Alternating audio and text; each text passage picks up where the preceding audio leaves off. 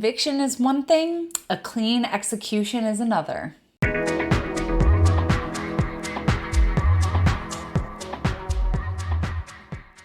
Everyone, we are back with another round of astrology shots to get us through the week of August 7th through the 14th. And we're kicking it off on August 7th with Mars's square to Saturn.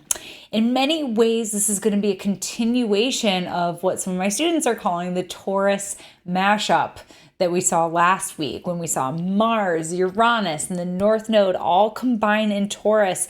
And I'm still in it as I'm recording it, so we're still seeing the headlines trickle in. But we saw a victory in a predominantly red state in Kansas to defend and protect abortion rights. And we also saw a NASA scientist chain himself to Chase Bank in a protest against their investment in fossil fuels as our planet continues to burn. So we're seeing some of those big Taurus ecological themes, as well as themes connected to that eclipse where we saw the overturn of Roe v. Wade, which was in Taurus. So we are seeing a continuation of themes here.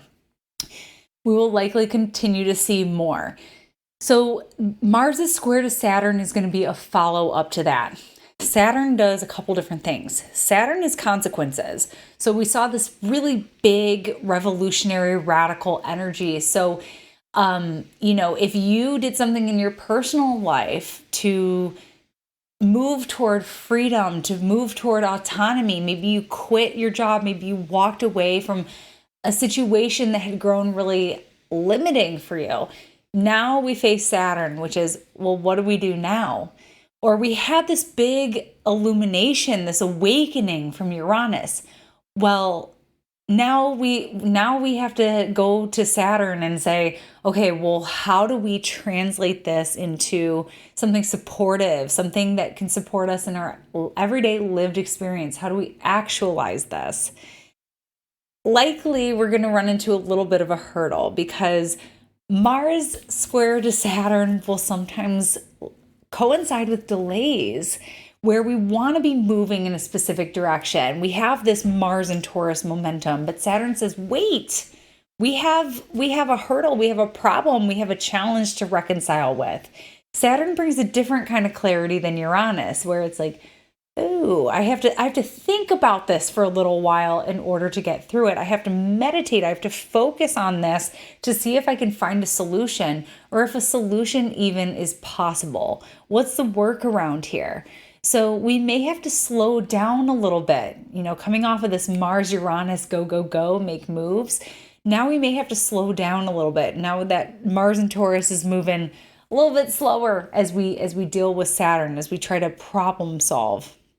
So on a collective and personal level, it's problem solving as we try to integrate these big awakenings and realizations coming in. So that is a little bit about what we can expect for this energy. Of course, we also know it is a continuation of Mars just simply energizing the Saturn-Uranus square. We're going to see more of that when we get to the full moon later this week. So for right now, that is your astrology shot in the day, and I will catch you next time. Bye. Thanks so much for tuning in with me today. Foundations of Astrology relaunches on September 7th. You can find out more information about this 11-week course on my website, katherineurban.com. Also, you know where to find me on all platforms at AstroKatherine.